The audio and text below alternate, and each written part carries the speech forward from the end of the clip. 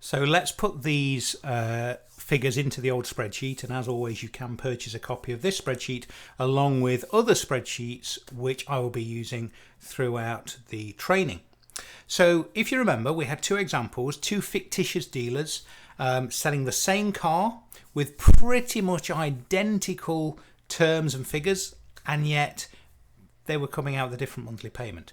So dealer one, look on the spreadsheet, we said it was a purchase price of £50,000, no deposit on either of these examples, and the guaranteed future value was £25,000, and the quoted APR was 6.9%, and it was sold to us as a 48-month agreement, and that's coming out, look, at £737.17.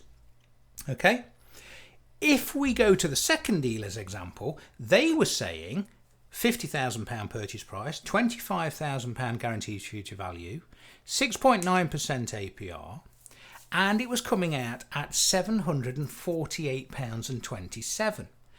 Now, why is that?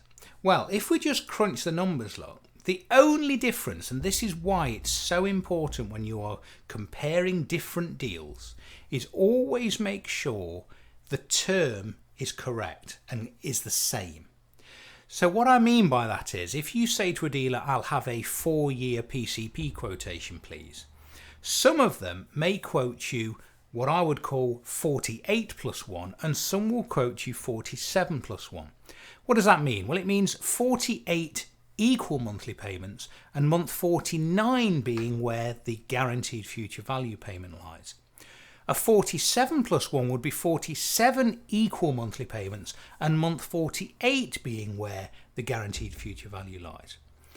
And that's what I did with these two examples. So the first one was based over 48 equal payments.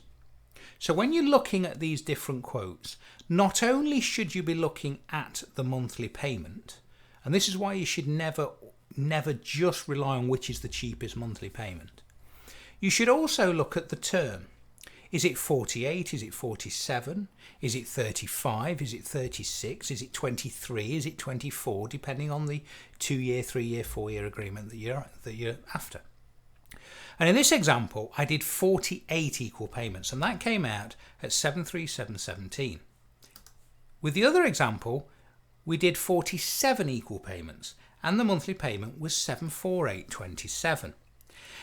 Now, if I was slightly dishonest as a dealer, I could say, well, look, you want to come to me because my monthly payment is 737.17 and the other dealer's monthly payment is 748.27. Obviously, just looking at the two monthly payments, anybody in the world will say, well, I'll go with dealer one because it's, what, £11 a month cheaper.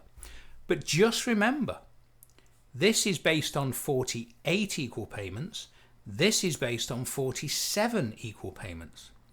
So that means that, yes, the monthly payment is cheaper, but in the first example, we're paying one more month's payment before we get to the guaranteed future value, or the balloon payment at the end. And this is the important bit to look at. Look at the total charges and the total cost. So the total charges in the first example, £10,384.19. So the total amount payable, £60,384.19, assuming we pay off the agreement at the end. Okay. The other one, total amount payable, £10,168.79. So a total cost, assuming that we're paying the guaranteed future value, £60,168. So if we look here, look, it's £11.10 a month cheaper, yes, but overall it's £215.40 cheaper to go with the second option.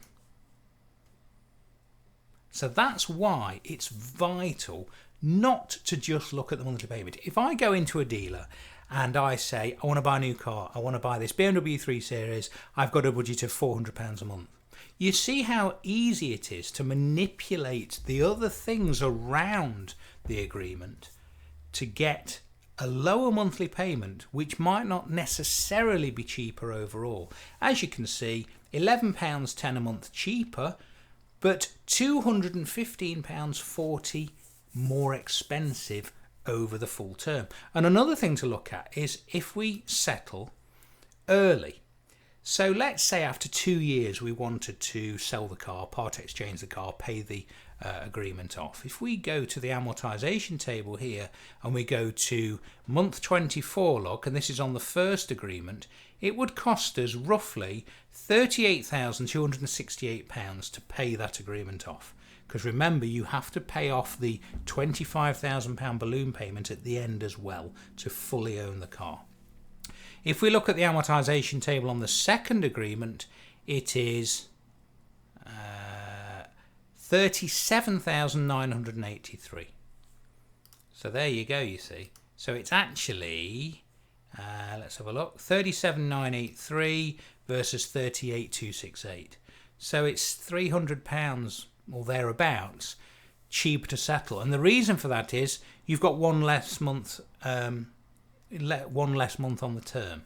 So you're paying off slightly more capital each time, which makes sense because our monthly payment is slightly higher and our total interest over the term is lower. So I cannot emphasize that enough. If I say to you, dealer 1, dealer 2, 48 months, same purchase price, same APR, same guaranteed future value, which one is the cheapest? Always look at the costs overall, the charges overall, and make sure when you are comparing deals to make sure that the number of equal payments are the same. Okay, end of lesson.